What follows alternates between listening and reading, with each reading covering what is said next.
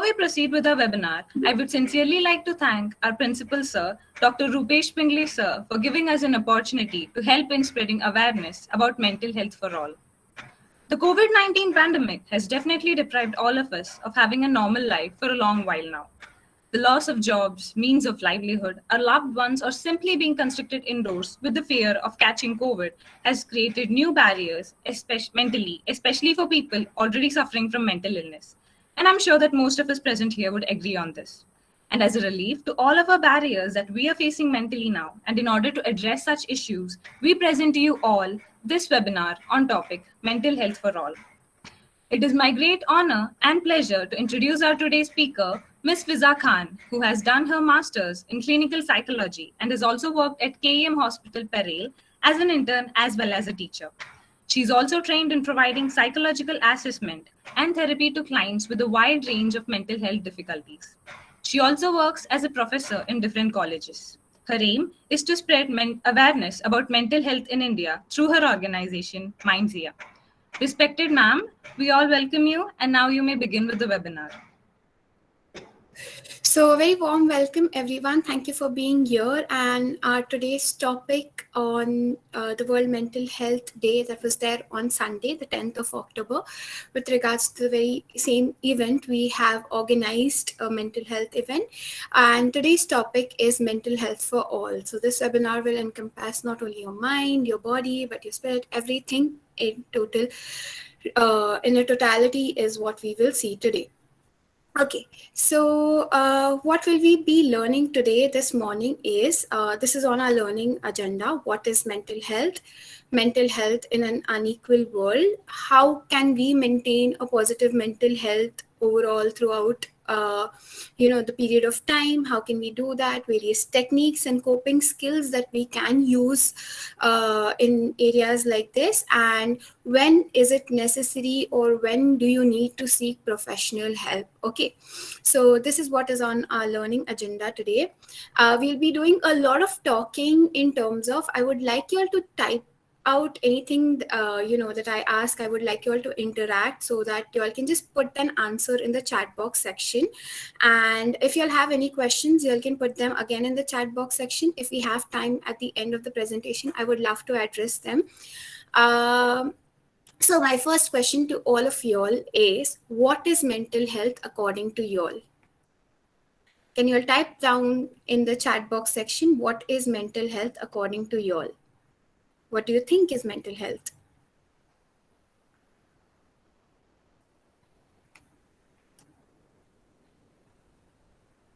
I'll give you all a minute or two. You all can type it out in the chat box section what you think is mental health according to no textbook definition or anything required. What do you think is mental health?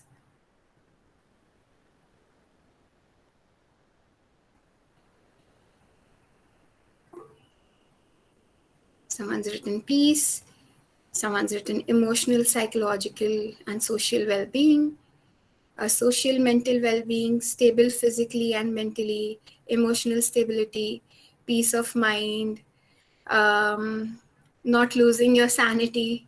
So yeah, a host lot of, so we all define mental health in the words that we see, and whatever would you like it to be. For some of it, some of you all, it is the inner peace of the soul, the peace of the mind. That's mental health.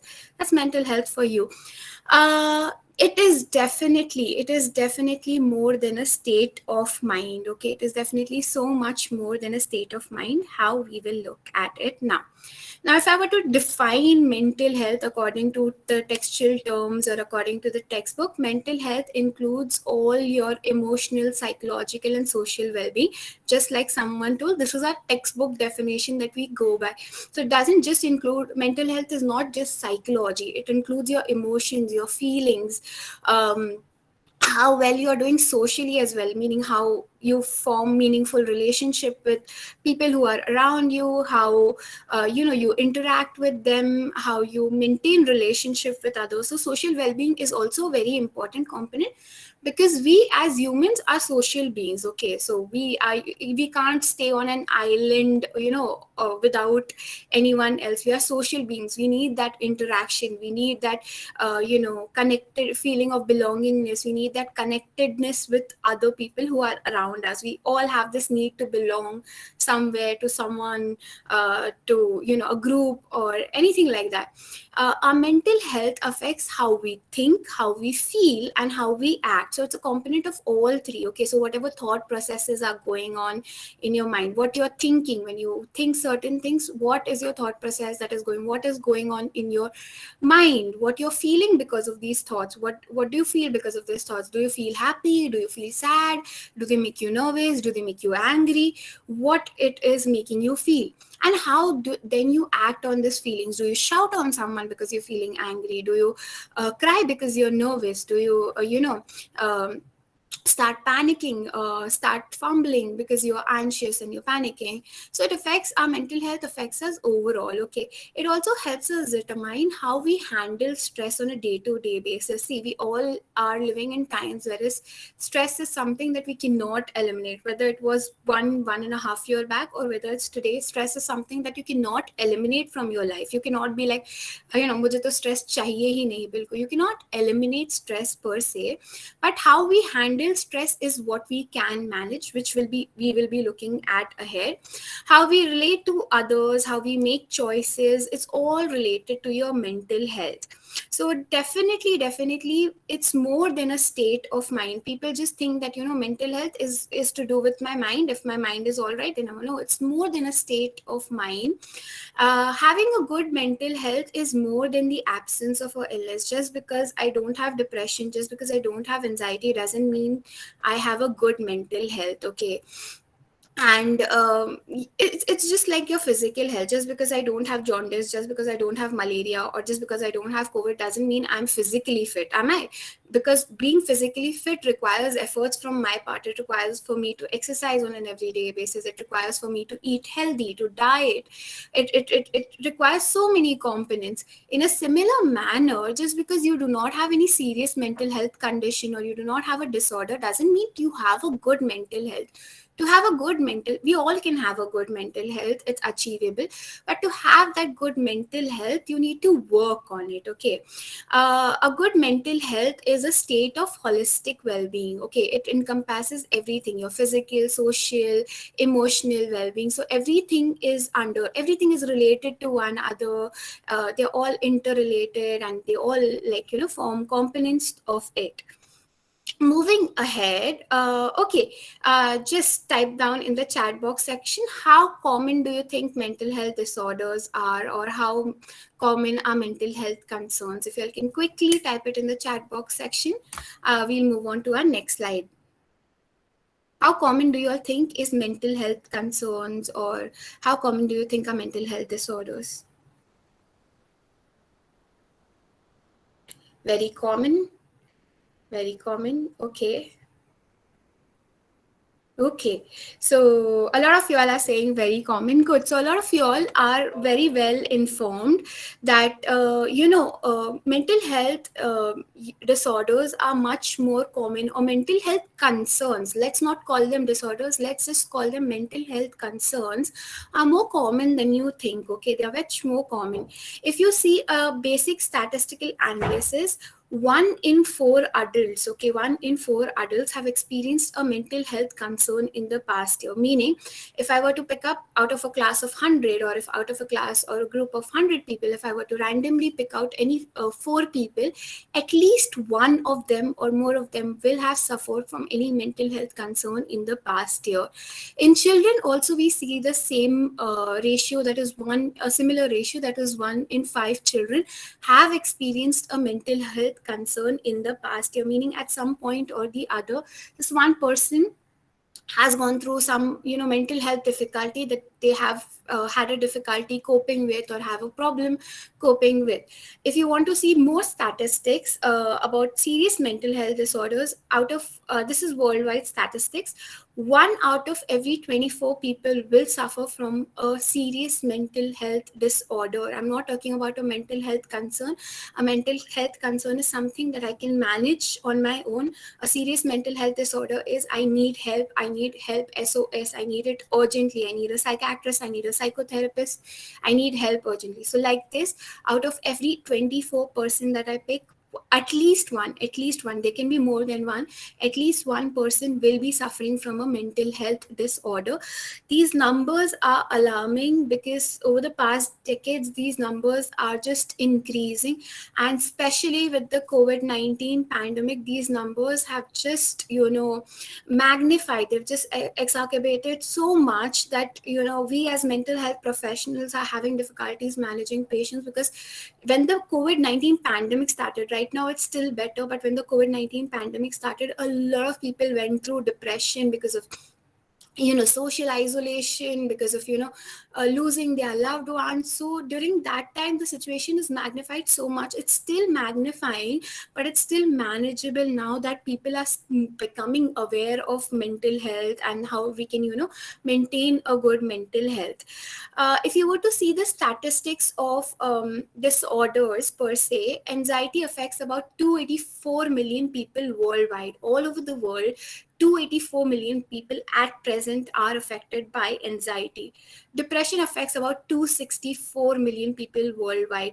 Depression is like a common cold in our profession. So how if you have सर्दी खांसी कैसे आपको बहुत commonly होती रहती है, every now and then everyone has सर्दी खांसी. Now तो सर्दी खांसी is attention, but usually when you have सर्दी खांसी on a usual basis, cough and cold, go to a physician or you take a crocin, aspirin, something at home, and it gets better. So it's very common in the physical health field as well, common cold. Like that, depression is a common cold in our field. Okay, every person at some point or the other in their lifetime will go through a depressive phase or depression some point or the other, if you were to analyze their past life.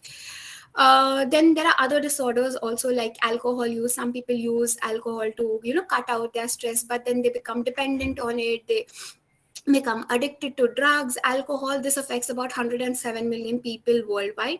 Schizophrenia affects 20 million people worldwide. Schizophrenia is a disorder wherein people hallucinate and see things and hear things, and it affects about 20 million people worldwide. It affects people in India as well. These are worldwide statistics. But in India, the problem is if anyone's hallucinating, like they're hearing voices or they're seeing things which aren't true, people take them to babas and tantrics and to get them treated rather than giving them the actual help that they need, that is of a psychiatrist or a psychologist. These are just a few disorders that I've jotted down. There are many, many more mental health disorders that are affecting so many people out of the population right now that the numbers are just alarming. And especially since the COVID-19 pandemic, this situation has just been increasing a lot. Now, we need to understand what affects your mental health. All of us have a mental health. We all have mental health. We all want a good, better mental health. But what affects your mental health? Our genes, life experiences, upbringing, environment, everything affects our mental health. Okay. And they influence how we think. I've just put down a few, pointers that could affect your mental health, or factors that affect your mental health. One of them is, for example, early childhood experience. How can your early childhood experience affect your mental health when you're 24, when you're 25? Let's just say we have a child whose parents have always been very criticizing to that child, okay, that you're not good enough, you never do good, you're worse. Look at your brother, how well he's scoring in exams, and look at you, you're not studying, you're not doing well. What will you make of life? This affects the child's self-esteem, and the child is becoming, people think that, as a child, he or she will forget. It's a common myth that children forget. Children do not forget.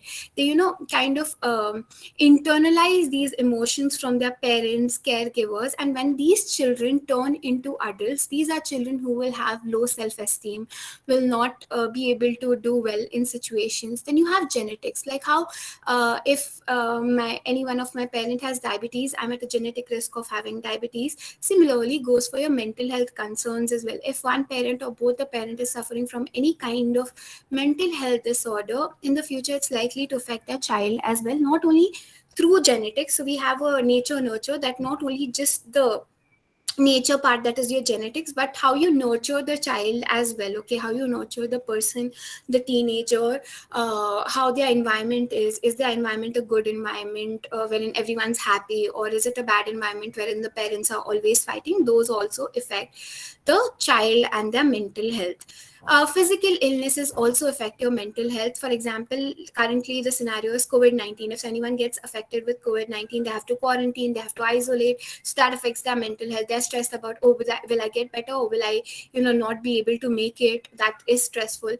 Physical illnesses in terms of cancer, where it is a, terminal illness, mental health gets affected a lot. Why? Because the person gets affected in terms of, they know that chances of them getting better through their physical problem is very less.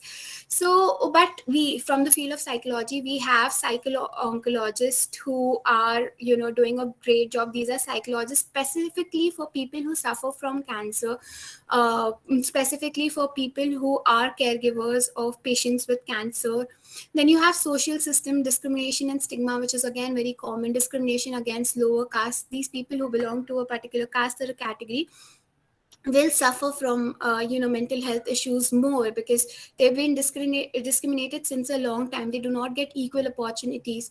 Stigma against a particular group like the LGBTQIA community, stigmatizing them, not allowing them to be okay and go ahead and live their life as they want to, affects their mental health. Substance abuse, like I told you, alcohol, drugs use affect your mental health. Gut health, that is your stomach health, also certain times affects your mental health. Any traumatic event like a car accident, a shooting, floods like in Mumbai, any traumatic events, events can affect your mental health. Traumatic events specifically affect people who come from a very like come back from a war zone. They've gone through a lot of trauma. Anyone who's gone through physical abuse, sexual abuse in childhood, that they can also go through traumatic event, and that also affects their mental health. Lack of sleep is definitely a factor that affects your mental health. Any day you are very moody, angry, antsy, just look back. Okay, how did you sleep? How many hours did you sleep? Did you have a well rested sleep, or was it a very restless sleep? That affects your mental health on an every. Snap at everyone. It's not because you are a angry person or you're a bad person. It's because you've not had the proper rest that your body needs. Long term chronic stress. So any stressful events like people who work in the stock exchange, okay, they have to their job is as such, okay, wherein there is stress every day for years and years. They are working in a very stressful environment. That can also affect your stocks fall and rise, so it's very stressful for them. Like this, any occupation that is high on stress can lead to long term chronic stress. Exposures to environmental toxins, hormonal imbalance, vitamin deficiencies, whether you have a good support system or not. If you have a good support system of family and friends who support you every time you're facing a difficulty or anything, you will have have a better mental health as compared to people who do not have a support system, or people whose parents don't understand them, who don't really have great friends who are there for them. And socioeconomic status obviously affects the mental health. Why? Because rich also gets affected by mental health concerns, poor also. But the accessibility to therapy, to psychotherapeutic medications, is much more accessible for people who belong from the elite class as compared to people who belong from the poor class. But there are steps being taken. The government is trying to provide funds for the mental health. The government hospitals now have many more psychiatrists as compared to earlier, many more psychologists as compared to earlier. Now, why are we learning about these factors? It's not like you can eliminate. It's not like if we are poor we can suddenly become rich and our mental health will get better. Or if we are discriminated against, we can eliminate that, and people will not discriminate against us anymore. Or if we have a physical illness, that will just go away if we understand that it's affecting our mental health. No, these factors will not go away. But being aware of these factors makes it much easier to understand that, oh, I'm going through this mental health problem because these are the factors that are affecting my mental health. Or if someone around you is getting affected affected by mental health problem, you understand that, or it becomes helps you become more empathetic to understanding why these people are struggling with the mental health concerns. We'll move on to the next section. So every year on the 10th of October, we celebrate the World Mental Health Day, on which mental health professionals or mental health advocates from all over the world strive to create awareness. And I'm so glad that we are also creating awareness with your college. Our college is also doing the same. Each year we have a unique theme of mental health. Okay, each year there's a unique theme of mental health that the mental health community people that are working in that community decide. This year's theme was mental health in an unequal world. We are all aware that the COVID pandemic has affected all of us. Okay, it has affected all of us physically, mentally, financially. It's affected all of us. Okay. However, why do we have the theme mental health in an unequal world? Is because certain people have been affected mentally much more than the other people. The effect of COVID-19 pandemic has been much more on certain groups of people rather than the others. Okay, so that is what one reason that this year's theme was mental health in an unequal world. And the other reasons are, if you see, in therapy there are still, you could say, days when we have certain people coming for therapy and days when we do not have certain people coming for therapy. The reason being is societal stigma. Mental health issues can affect, we're looking at that right now, mental health issues affect everyone. Okay, it's not like I say that, oh, because I'm a therapist, because I know so much about the field of psychology, I will not have mental health issues, or I am immune to mental health issues. No, mental health issues at one point or the time of other affect each and every one of us in some or the other manner. Okay, I can't tell you how it will affect you, but at some point of the other it has affected you or will affect you in a lifetime. Okay, so mental illnesses do not discriminate. Okay, it can affect anyone regardless of your age. Okay, so babies as young as 1 year old can also have depression. Someone as aged as 70-80 year old can also have depression.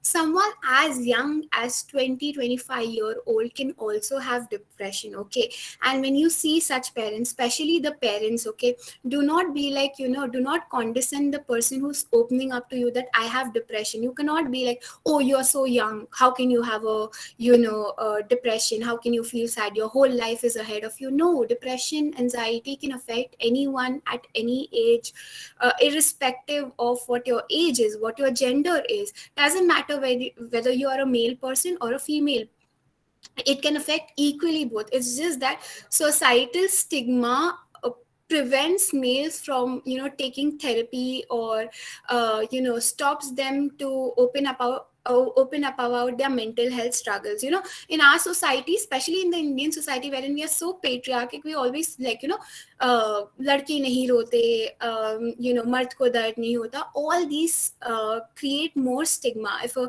man is crying, let him cry. He also has emotion. Just because he's born as a male doesn't make him immune to emotions or feelings. He can have that. You need to let them go through the same. It can affect anyone irrespective of the geography, whether you are in America, India, Canada, anywhere. It can affect you. Income also. Rich people also suffer from mental health issues. Poor people. Deepika Padukone, social status. Deepika Padukone is also has been suffered from depression. A rich poor beggar can also suffer from a poor beggar can also suffer from a mental health issue. Your race or ethnicity doesn't matter which religion you are from. In India especially, a lot of people are berated that, oh, you belong from this particular faith, you belong from this particular religion, then how can you have a mental health issue? Okay, how can you have a mental health issue? You are so connected to God, connect with God, pray a lot, your depression will go away, your anxiety. Your religion, faith, spirituality has nothing to do with your mental health issue. When people are spiritually connected or religiously connected, it does help them, but that doesn't make them immune to mental health concerns. Your sexual orientation, background, cultural identity doesn't matter. Mental health issues affect everyone. Many people who have a mental illness do not want to talk about it. Something that is very common in India, people don't want to talk about if they are suffering from a mental health concern. Okay, but mental illness is not anything to be ashamed of. Just like I can tell someone that my hemoglobin is low, I have iron deficiency, I have diabetes, it's all right to tell others that, it's just like a medical condition. Just like you have heart disease or diabetes, you can have a mental health concern or mental health illness as well. And mental health conditions are treatable. It's not like they are not treatable. What I would like you all to think is, how often you have recommended someone to go to a particular physician or a particular dentist or a particular physiotherapist because you've had a good experience with them. And how often have you recommended someone to go to therapist or a particular therapist, or how often have you suggested someone that maybe you should try therapy? Not really. Not a lot of us do that. Okay. How so now we've understood that mental health is indeed integral. Just like in the COVID-19 pandemic, we've been washing hands, we've been using hand sanitizers, and we've been maintaining our hand hygiene. It's very important to maintain your mental hygiene as well. When we realize we are mentally healthy, we can realize our ability is much better. We can cope with stress. It's not that stress will not happen. Stress will still happen, but we will be better able to cope with stress. We will be able to work productively and contribute to the society as well. There is no health, okay? There is no health without a mental health. You cannot be, I'm physically all right, good, if your mental health is not good. You cannot be physically all right and say that I'm good, I'm completely healthy. No, you're not completely healthy until you're mentally healthy as well.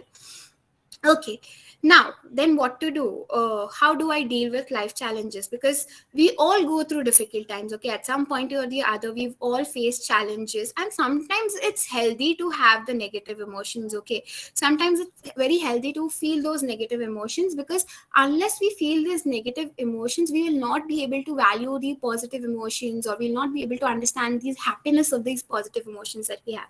So whenever we face challenges, sometimes we have these negative emotions. The point is not to avoid those negative emotions, but deal effectively with those negative emotions. Okay, there's no single right way to react though, meaning it's not like you go to a therapist, the therapist will be like, acha aapko ye problem hai, aap ye karo. No, we do not give advice. We do not, we do not give a solution. Do not come to us for a solution. It's not, there's no single right way. For example, for someone else, some work, like how you all learn in different manners. Someone will learn from the textbook, someone will make notes, someone will learn from the PPT. You all have different manners or different ways to study, right? In a similar manner, there is no right way to react to any negative emotion, and some of us are more deeply affected, for example, than others. For example, for me, if I've lost a pet, I get very emotionally affected. For someone else, if they've lost a job interview, they might be, more deeply affected. Someone else who's got a diagnosis of cancer might be more affected. Everyone is different. Do not compare yourself. Do not be like, हाँ उसको तो depression हुआ था, वो घर पे ठीक हो गया, मैं भी घर पे ठीक हो जाऊंगा. You cannot really compare yourself with others per se. Now, how can you maintain positive mental health? This is where I would like you all to focus, and this is where we'll be learning how can you maintain a positive mental health. First and foremost thing that you need to do is acknowledge your feelings and emotions. This is something that I've commonly seen, that people do not acknowledge their feelings or emotions. Okay, they are very, we are so occupied with the other things that are going on around us, that we do not really acknowledge what feelings and emotions we are going through. So for example, let's just say your computer breaks down, or you start crying. Ask yourself, why are you crying? Why are you why are you crying, or why are you feeling sad? Are you hurt? Are you angry? Are you nervous? Are you confused? What are you feeling? What are the emotions that you are dealing with? So to look into how can we acknowledge our feelings, we just look at how we can go about it. Okay, so the first step is acknowledge how you really feel. Okay, so you have to dig a little, okay, to acknowledge or to find out what you're feeling. Okay, so get your feelings out in front of you. You have to find out what you're feeling, then get your feelings out in front of you, and honestly admit to yourself that you're feeling them, that you're feeling angry, you're feeling hurt, you're feeling pained, or any feeling that you have. And remember that it's okay to feel bad. Okay, it's not like if you're feeling bad then it's not okay. It's okay to feel bad. You've already made a good progress once you've identified what you are feeling, or what you've just identified what you're feeling. That is also a great progress. Once you've identified what you're feeling, okay, then address the source of your feelings. Like, why did I feel angry? Is it because my parents shouted at me? Is it because my relatives talked about something about me? Is it because, I did not get the job through that job interview? So you have to figure out what happened that led you to feel this way. You have to figure out the source. Okay, like for example, anytime like how when the COVID-19 pandemic came, we tried to find the source, or people tried to find the source, that where did this pandemic start from. So you have to figure out what happened that led you to feel this way in terms of your feelings. And whenever you get hurt, offended, or angry, it's better to put it out in the open. Okay, so stay open and be honest about it. If you do not address the source of your feelings, so let's just say you were angry because your teacher shouted at you or your parents shouted at you, and you do not address it. If you've seen the mountain wherein there is ice falling, there is like a snowball. Okay, when you were shouted the first time, the snowball was this small. Okay, but once this snowball starts rolling, okay, you keep these feelings inside you, you do not address them, you do not work with them, this snowball will start rolling. And when the snowball starts rolling, you've seen a snowball rolling, like when it's at the top of the mountain, it's very small. When it starts rolling down, the snowball starts getting bigger, it starts collecting more snow, and it starts getting bigger and bigger and bigger and bigger. The same goes with your feelings. If you do not address your feeling at the right time, or you do not find out the source, or you do not talk about it, this feeling will get larger and larger and larger, and this problem will get magnified, and it will eventually lead you to burst out. Okay, stay open and be honest. If something's cause, it's okay to be vulnerable for all of us. If you've been hurt by someone, be open about it, be honest, be assertive about it. Don't be rude, be assertive, and say that last time you told me this really hurt me. Okay, I understand that I did not do my project, but it was because I had certain family problems. But it was not right to condescend me, or it was not right to make me feel so little. Also, let your emotions run its course. Okay, so healing takes time. Okay, like how your semesters are approximately your 6 months. You don't tell na ki semester ek mahine mein khatam kar do. No, the semester has a specified time. Like this, your emotions have their own time. Let them run its course. Do not say that I'm okay when you're not feeling okay. Okay, let your emotion take their own time. Take time to heal. It's not like therapy is also not like a magic wand, or your feelings are not like a magic wand ki wo magic wand ghumaya and all your problems will go away and you will feel better. Your emotions take time. It takes time to heal. If you got a burn wound on your hand, it will take time to heal. It will not be like aaj jala hai kal theek ho jayega apne aap. No, it takes time. It takes months for that burn wound to heal. Similarly, your emotions, if you've been hurt emotionally, it takes time to heal. Give yourself that time. Do not say that I'm okay when you're not feeling okay. It's okay to feel your feelings. Last but very important, it's okay to feel your feelings.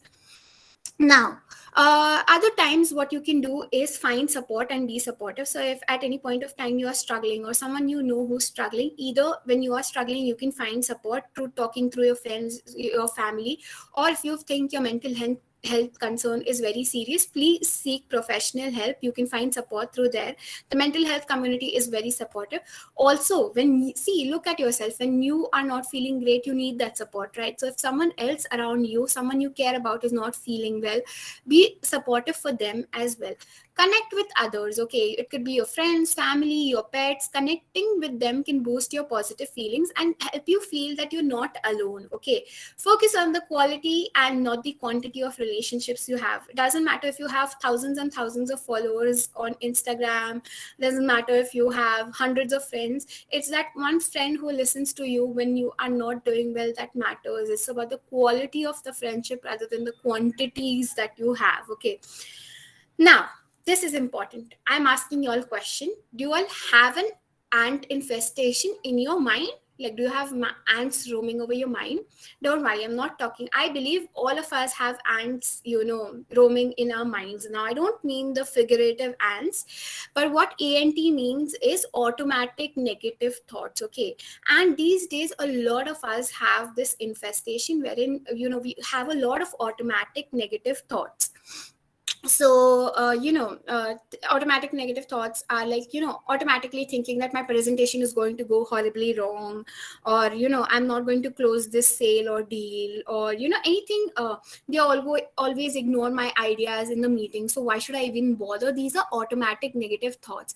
Go back after this presentation, go back and look how many automatic negative thoughts you have in a day. Okay, just look back. A lot of us do that. A lot of us have automatic negative thoughts on an everyday basis, on an every hour basis.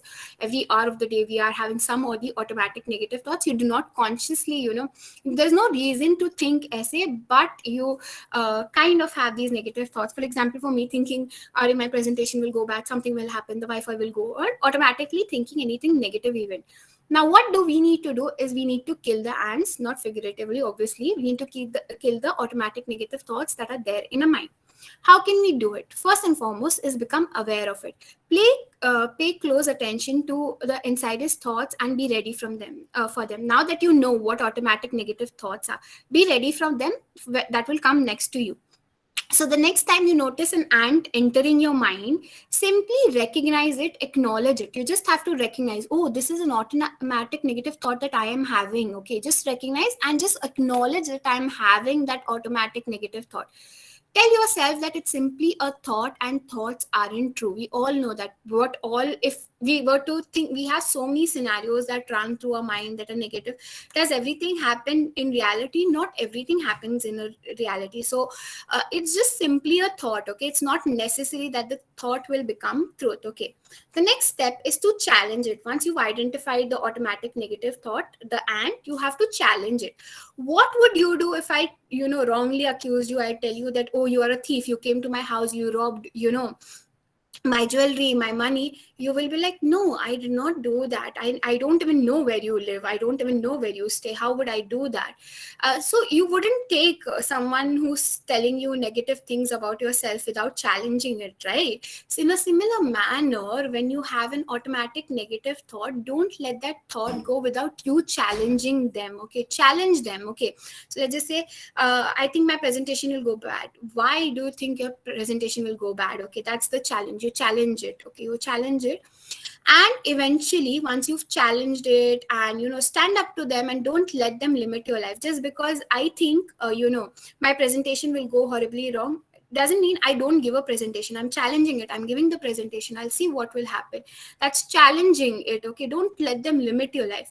And finally, replace it with a pat. How you pat your back, the same thing is over here. What is a pat? Is a positive affirming thought. What do is you replace the negative, automatic negative thought with a positive affirming thought. Okay, so my presentation is going to go horribly wrong becomes something like, I turn it into a positive affirming thought that my presentation is going to be amazing, I'm going to kill it, I will be prepared, and everyone will be very interactive, everyone's going to be very receptive to things that I'm saying. The key to pat is the key to you being happier and having and being more positive. It lies in your ability to successfully flip your ant into a pat. Okay, so flip your automatic negative thoughts to into a positive affirming thought. So the next time you notice an ant entering your mind, you recognize it, you challenge it, and you turn it around. Now you know what to do when you have these automatic negative thoughts.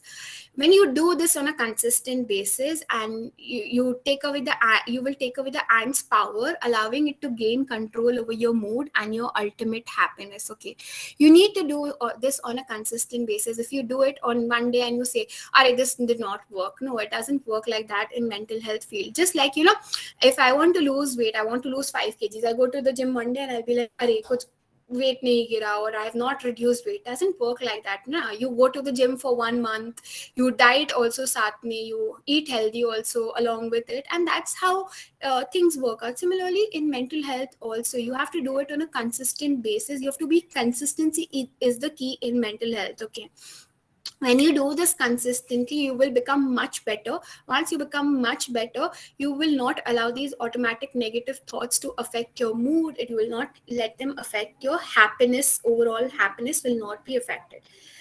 Other coping skills that you can develop is, sometimes we become very anxious over these times. What can you do? For example, let's just say you have I'm so sorry for the noise. Let's just say you have an exam paper and you're anxious about it. We all go through anxiety. When I was a student, I used to get super anxious before my papers. Okay, what you could do then, okay, is use breathing exercises. Breathing exercises are a good way to relax, reduce tension, and relieve stress as well. Take a deep breath and relax. There's something called as the 478 technique that we will do right now. So basically, the 478 technique is you inhale till the count of 4, you hold your breath till the count of 7, and you exhale it in 8 breaths. Can we do that? Can we practice it right now before we go ahead? So it's simple. Okay, I'll give you all the counts. 4 counts you have to inhale, 7 counts you have to hold your breath, and 8 counts you have to exhale. Okay, so I'll give you all the counts. Let's try this. Okay, let's begin. 1, 2, and 3. Let's start. Okay, sorry, I gave a count before. Okay, so let's inhale once more time. I'm really sorry. Let's begin. 1, 2, 3, 4. 1, 2, 3, 4, 5, 6, 7. Slowly exhale. 1, 2, 3, 4, 5, 6, 7, 8. Now, this is a breathing exercise that you can regularly practice on an everyday basis also, or if you're feeling anxious, the same key applies over here. If you one random day get up and try this breathing exercise and you say, no, it's not working, it's not, reducing my anxiety, doesn't work like that. You have to practice it on a regular basis. After a month or so, or for some people even 15 days, you will start seeing results that you can calm yourself down with this breathing exercise. The next technique is the 5 senses technique. We've all learned about the 5 senses in school, right? We have 5 sensory organs, we have 5 senses. We learn a coping skill through that. It's known as the 5, 4, 3, 2, 1 technique. What do you do over here? Okay, basically, you look at any moment, if you're anxious, if you're feeling worried about the future, you are having negative thoughts about your past, you do this 5, 4, 3, 2, 1 technique. Okay, basically this technique entails that you look around and find 5 things that you can see. Okay, so for example, for me, I can see a bookshelf, I can see a laptop, I can see a table, I can see a pillow. These are 5 things, and last thing, I can see a cup of water. So these are 5 things that I can see. Okay, so 5 things that I see, 4 things that I can touch. So I can touch my blazer, I can touch my hair, I can touch my skin, I can touch my jewelry, anything that gives you a different touch sensation. Okay, you can even touch the ground if you want, if it's a ground that you would like to touch, or the floor that you would like to touch. If you all have watches, any 4 different things that give you a touch sensation. You can even touch your pet and feel the furriness. So anything that works for you, that is available at the moment. Okay, you do not need any instrument or anything to do this technique. Anything that is available at that particular moment of time. Then 3 things that you can hear. For example, I can hear the fan working, I can hear the car honking, I can see I can hear some music that is playing in the background in another room. Okay, so these are 3 things that I can hear. Then 2 things that you can smell. Okay, so it could be anything: smelling a cup of coffee, lighting up a candle that has lavender smell, or any essential oil, or just smelling your perfume if you sprayed perfume over yourself. So smelling that perfume, like getting your mind to go to that sensation that, oh, my perfume is smelling really good. Okay, so 2 things that you can smell, and the last one is 1 thing that you can taste. So you can have a chocolate, or have a pizza, or whatever works for you, whatever is available to eat at that particular point of time for you, anything that you can eat and taste. Okay, now what does this technique do? When you are occupying your mind with the 5 things that you can see, the 4 things that you can touch, the 3 things that you can hear, the 2 things that you can smell, and the 1 thing that you can taste, is this technique diverts the attention of your mind from the negative thoughts, or it diverts the attention from worrying about the future, to getting you to the present, getting you to the right now. What things can I see right now around me? What things can I smell right now? What things can I hear right now? It gets you in the right now moment. And when you get in the moment, at that particular moment, and you become aware of your surroundings, your anxiety reduces. The same thing applies over here. Practice this on a regular basis if you want to see the effects. Last but not the least is practicing mindfulness. happiness. We are all aware about this term that is, brand new, and it is like having a lot of gaining a lot of momentum these days. All youngsters are like, I'm very mindful, I'm very mindful. But what is being mindful is being aware of your thoughts, okay? Being aware of your feelings, being aware of your bodily sensation. If I have goosebumps, I know this because I'm nervous. I'm being aware of my bodily sensation. If I have like my I can feel my pulse, that is again a bodily sensation. If I'm sweating, that is again a bodily sensation. Being aware about them at the moment. When a lot of nutritionists are using it when they are teaching people to control their diet. Mindful eating, mindful sleeping, mindful studying, it's getting applied everywhere. It is a very helpful technique. When you are aware of the things that are being at the moment, in the moment, you do not worry about your future more, or you do not ruminate on your thoughts of your past even. So these are a few coping skills that I can give you. Now, one more thing that helps you in developing a positive mental health is exercise. Okay, exercise benefits both your mental health, also your physical health as well. And it's not like you have to sign for a gym membership, you have to go for a 2-hour membership. No, it can be as small as going for a 15-minute walk. It can be as simple as early in the morning doing a few Surya Namaskars. Okay, you don't want to do Surya Namaskars, that's also all right. Just breathe in, breathe out exercises, anything that is okay for you. When we tell people that you have to exercise, people make this big plans. Okay, I'll go and I'll buy sportswear, I'll go and I take this gym membership, and they spend so much time and then they don't do it. The point is not spending so much time planning about it. It's about doing it whatever is feasible for you. You don't have a yoga mat, doesn't matter. Just use a blanket, put it down, just do some or the other kind of exercise. Can't do exercise for 2 hours, doesn't matter. Can't do exercise for 1 hour, doesn't matter. Can you do it for 20 minutes? Yes, you can. When you exercise regularly, it affects your mental health in a very positive way. A recent study found out that people who exercise report 43.2% less days of poor mental health.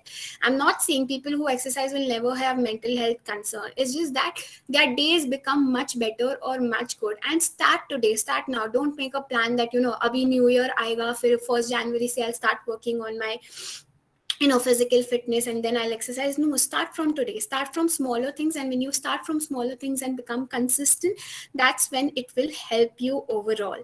Now, when do you need to seek professional help? I feel I have told you all so many things right now that when is the right time. Do not be worried that what will the society think. For parents especially, if your child is coming to you with a mental health concern and telling you that mama, papa, I have been suffering from this problem, please be open to them. Just because your society or your relatives will say, "Are pagal ho gaya hai kya?" or "Are they crazy?" Do not stop them from seeking the help that they need. You need a professional help. See, the coping skills and the exercises that I've taught are really good for practicing on an everyday basis. But you do need to seek professional help. Okay, you cannot be like, I'll use these self-help techniques, I'll use these techniques, and I'll be perfectly all right. I'll be positively okay. My mental health will be positively okay.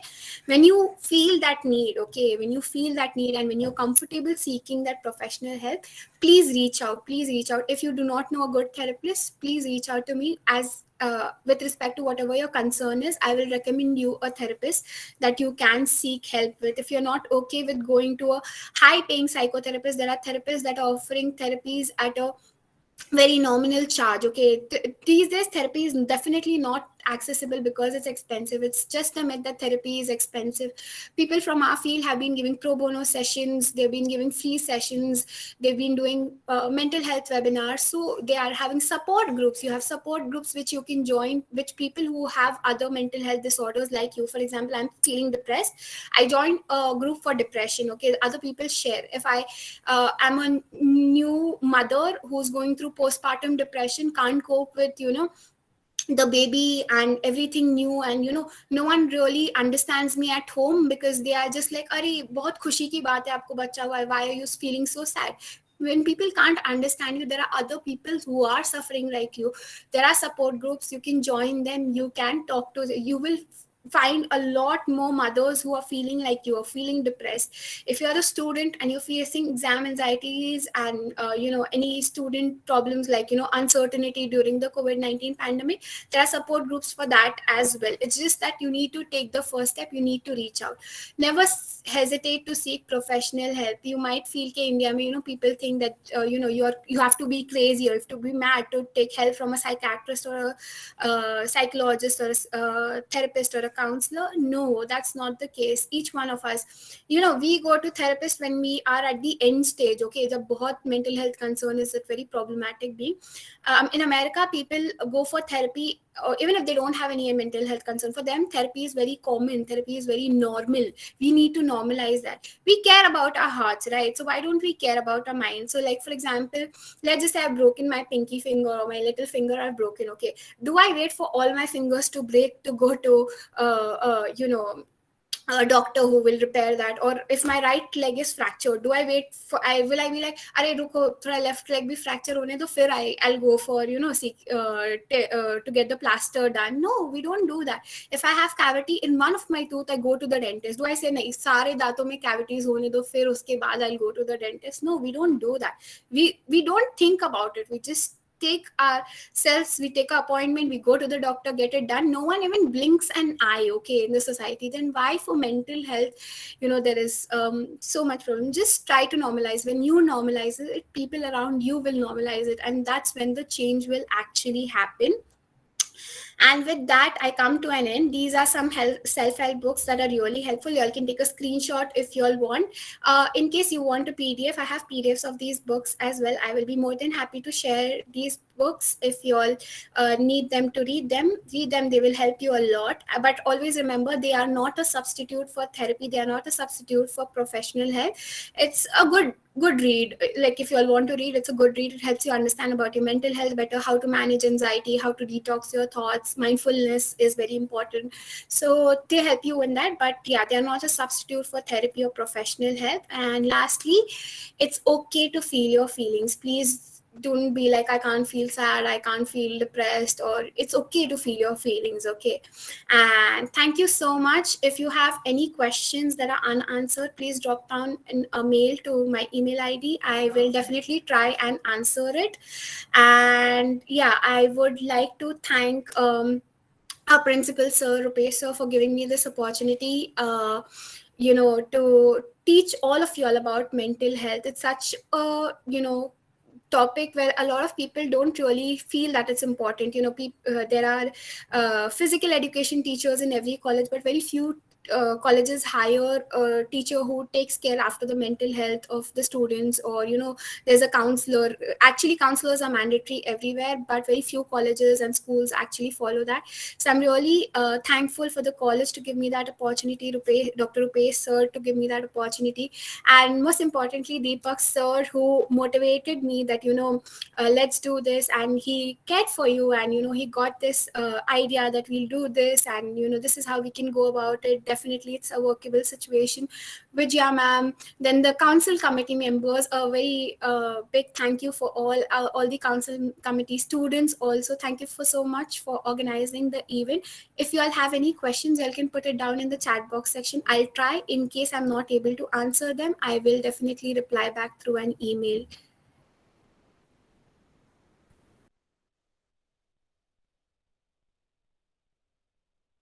Yeah, and I hope you all like the PPT and you all will use something that you all have learned today. Use it in your daily lives, use it whenever you need it. Yeah, thank you so much. Tanmay? Yes, sir. Wow, what a refreshing webinar it was. I'm sure this session must have helped the audience present here to lift away all our stresses of our mind and made us understand how important mental health is in all our lives and how to maintain a sound mental health. I hope everyone had a very good time and enjoyed our webinar. Therefore, now I, Tanmay Gupta, on behalf of NCRD Sterling Institute of Pharmacy, would like to extend my vote of thanks on this memorable occasion. First and foremost, I would like to convey my sincere thanks to our beloved Principal Sir, Dr. Rupesh Pingle Sir, and our event coordinator, Mr. Deepak Pokharkar Sir, for helping us organize such an overwhelming event. I would also like to convey my gratitude to our wonderful speaker, Ms. Fizza Khan, for enlightening us all with her knowledge. Also, a heartfelt thanks to our audience and last but not the least, our council committee members without whom this event would not have been marvelous. I again thank you all from the bottom of my heart.